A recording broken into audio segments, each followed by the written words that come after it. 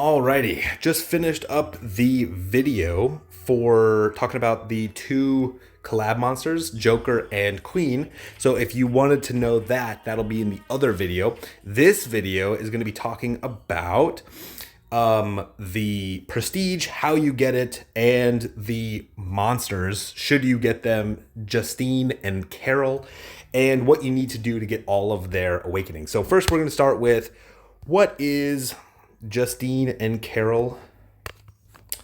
Let's see. It is this monster here.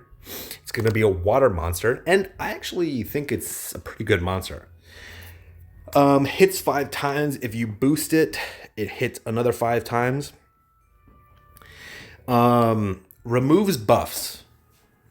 All allies removes debuffs and special debuffs, so it's a cleansing monster. That's actually pretty rare. There are not a whole lot of cleansing monsters. Usually you need something like a cleric or a treasure hunter to cleanse special debuffs.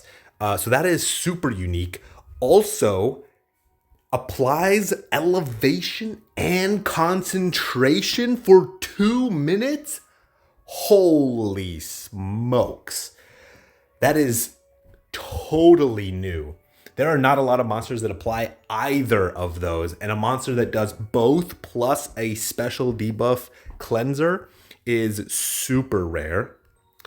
Readout is like whatever. Applies infinite element, which is not the best field, but it is a pretty good field. Again, you get 60k. For the stats, you're getting grace as well on the 4th pot, which is pretty good. I don't think grace is necessary most of the time nowadays, so it's okay. But yeah, there are better things. All enemies time slices by 80 seconds for the last pot. It doesn't change the monster too much. It kind of makes the monster a little bit weird. For high level PvE, you could probably use it for the time slice. But for regular questing, the time slice does nothing. And then in stuff like guild battles, the time slice will be super useful against monsters like Durg that apply Fortify, and from stripping the enemy's buffs.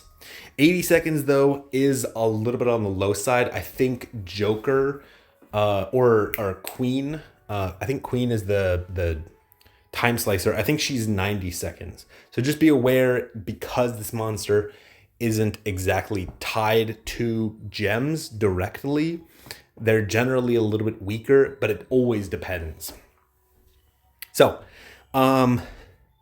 for free-to-play players and new players, I would avoid this monster. It doesn't give you enough of like things as like a single. If you're only going to get 3 scrolls, so if you're just going to look at the top part plus the 60k buff, it's actually a pretty good monster just as a free monster to get. I'll go over what you need to get, because you need the monster. So you need 1 scroll for the monster plus 2 scrolls to get the 60k buff.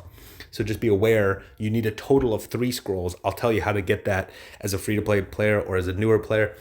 This is a pretty good monster if you're just getting it for basically nothing. If you're spawning things like Joker or Queen, and then you're running the event for the entire time that it's around, you should be able to get 3 scrolls, and it actually is a pretty good monster just to have in the background.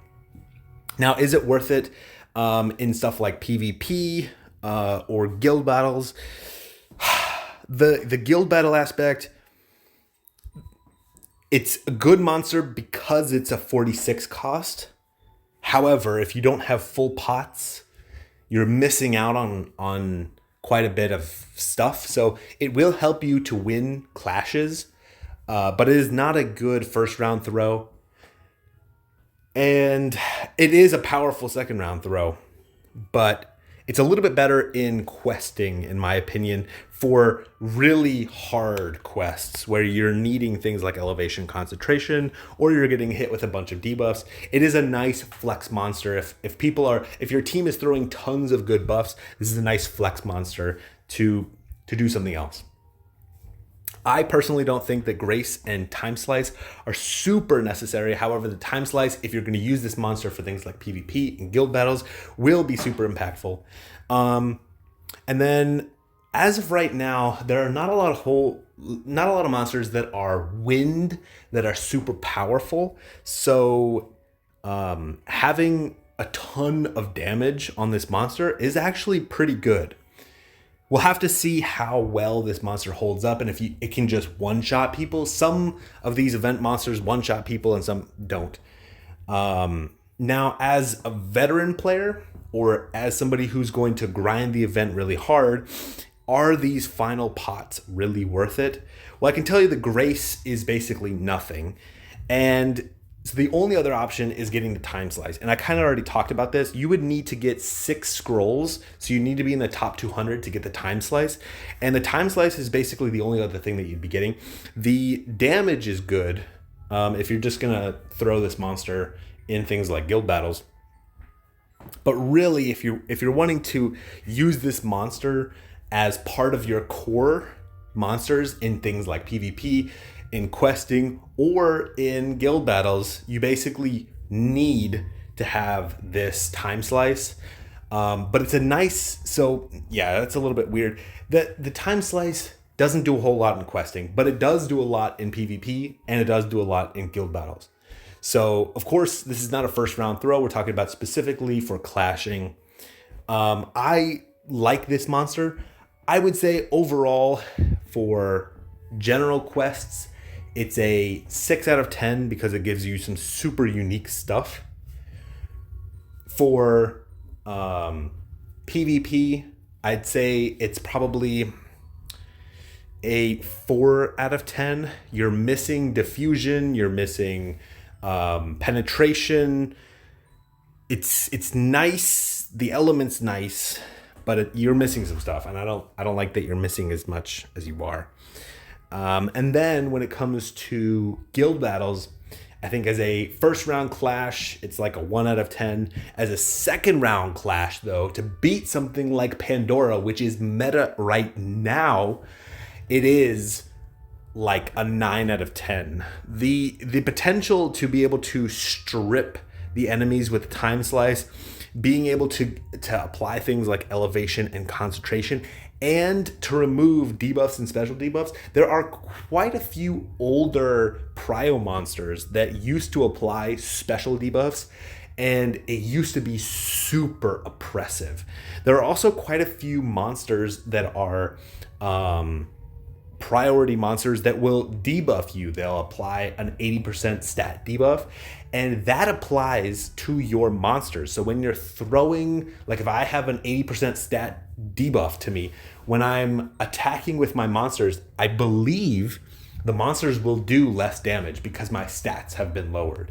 So there are some things that are nice about this. Plus, it's an element. There's not a whole lot of powerful water monsters that apply a good field. This isn't one of the best fields, but it's a pretty good field. As far as the fields go, it's probably in the top 5 good fields as of right now. It's mainly because you get the 120% in stats. There's not a lot of I think there's only a few fields that give you 120 in stats. So overall, I like it. I think in the future, it'll probably be a 6 or a 7 out of 10 for things like guild battles. We're going to have to see. But yeah, so let's go over the rest of the event, kind of tell you what's going on. So let's see if I can. So you get a 10% ticket.